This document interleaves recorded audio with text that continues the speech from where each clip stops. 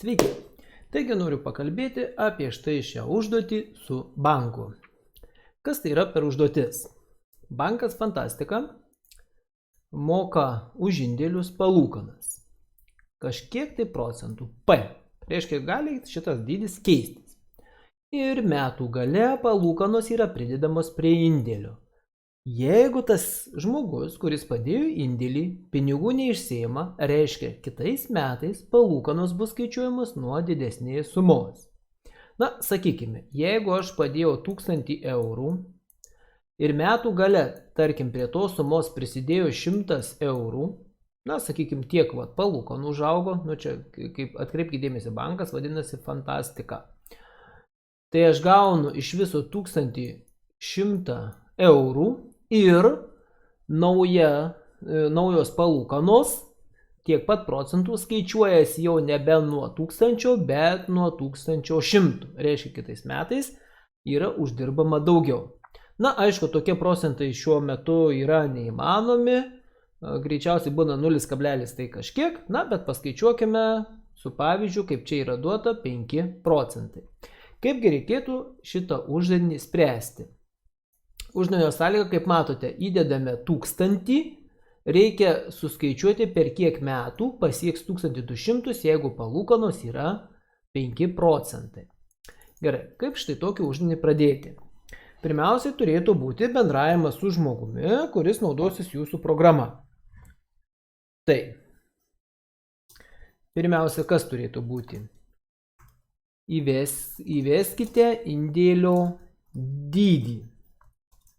Ir turime sakinį, kuris tą dydį perskaitys. Na ir mūsų indėlis, jeigu būna kintamasis int. Kaip matote, jeigu aš norėčiau dabar paleisti programą, man meta klaidą, nes nežinau kintamojo int. Šito kintamo aš nesusikūriu. Reiškia, sveikasis skaičius, indėlis, na, jeigu būna sveikieji skaičiai, be kablelių, ar gal su kablelis paskaičiuojam. Gal tada su kablelis, kiek po kablelio bus skaitmenų, tai panaudokime kintamąjį float. Indėlis. Tuoj pažiūrim, leidžia. Taip, programa veikia, tarkim, aš ten 1000 turiu viskas, ok? Gerai, toliau. Ką dar reikėtų įvesti? Tai galiu sakinius turbūt spausdinti. Taip. Įveskite indėlio dydį. Tada įveskite norimą pasiekti sumą, tai yra kokios sumos mes tikimės praėjus tam tikram metų laikotarpiui. Ir dar vienas dydis reikalingas, įveskite banko palūkanų normą. Dabar pažiūrime į kintamosius. Indėlis, indėlis, indėlis. Reiškia, norima pasiekti sumą, tai galėtų būti žodis suma. Ir palūkanos, tegu būna P, procentai mūsų, ar ne? Tai čia reiškia indėlis man reikalingas, suma reikalinga ir P. Paleidžiu programą, pažiūrėti, ar viskas veikia. Įvesti indėlių dydį. Indėlis 1000. Noriu gauti, pavyzdžiui, 1500. Kiek bankas moka? Tarkim, 5 procentus. Gerai. Ką toliau reikia daryti? Toliau aš noriu paskaičiuoti palūkanos, kurios bus po kiekvienų metų. Ir skaičiuoti reikia tol, kol pasieksiu norimą sumą.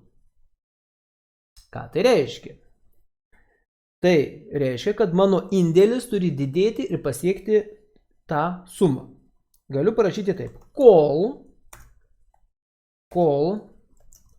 mano indėlis yra mažesnis už sumą norimą, tol reikia atlikti kažkokius tai veiksmus. Kokie tai turėtų būti veiksmai? Reiškia, mano indėlis turėtų padidėti per tam tikrą procentą. Tai kaip tai skaičiuojama? Tai indėlis yra lygus buvęs indėlis plus tas mano indėlis padaugintas iš palūkanų ir padalinta iš 100. Kodėl reikia skaičiuoti būtent šitai? Sakykime, kaip man paskaičiuoti 5 procentus. Jeigu aš indėlį padauginsiu iš 5, aš gausiu 5000. Iš tikrųjų 5 procentai tai būtų 5 padalinta iš 100, kas būtų 0,05. Tai gaučiau va tokį skaičių 0,05.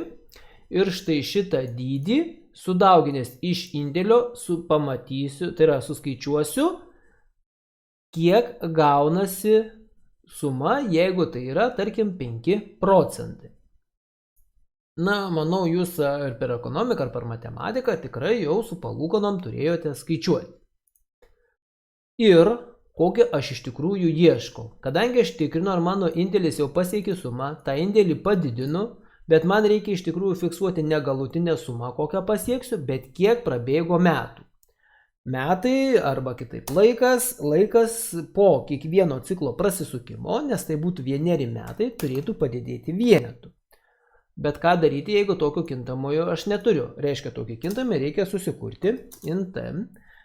Metai bus sveikasis skaičius, nes mes skaičiuosime, kiek prabėgo konkrečiai metų, nes palūkanos mokamos yra kiekvienų metų gale, arba teisingiau mokamos tuo metu, kada buvo sudaryta sutartis.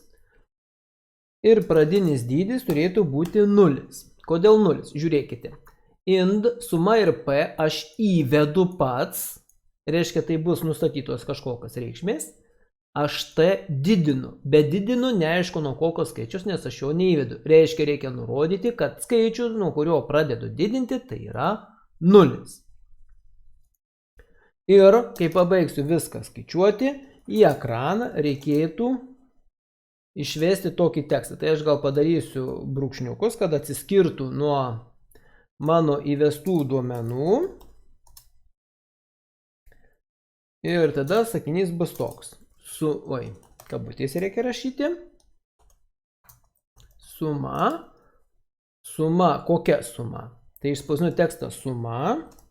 Dabar spausdinu kintamąjį sumą. Tai yra, noriu išspausdinti patį skaičių, kokią aš įvedžiau. Tekstas toliau. Bus pasiekta po ko? Po, tarkim, 4 metų, po 5 metų, po 6 metų. Tai spausdinu T kintamąjį ir žodelį metų. Ir end line. Gerai, pabandom dabar šitą programą ir pažiūrėsim, kaip veikia. Taigi, pagal mūsų užnojo sąlygą, indėlis yra 1000, norima suma yra 1200 ir palūkanos, tarkim, yra 5. Tai suma 1200 bus pasiekta po 4 metų. Viskas, uždavinys jau yra išspręstas. Tikiuosi viską supratot, ko nesupratot, per pamoką padiskutuosime. Kągi, iki sėkmės.